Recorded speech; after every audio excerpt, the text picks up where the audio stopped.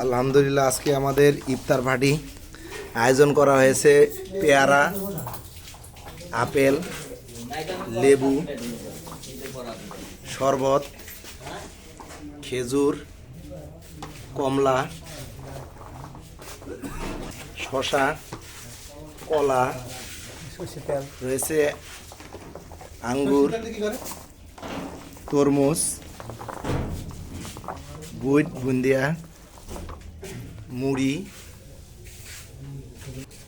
এই যে আমাদের তায়ের ভাই, এই যে আমার ভাইস্তা, এটা হলো আমার বাসার ভাই, ওই যে আমাদের ইঞ্জিনিয়ার স্যার।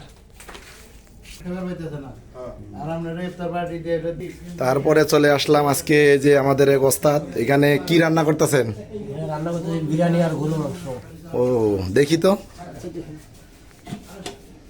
এটা বিরিয়ানি আর এটা এটা গরুর মাংস। মাশাআল্লাহ মাশাআল্লাহ।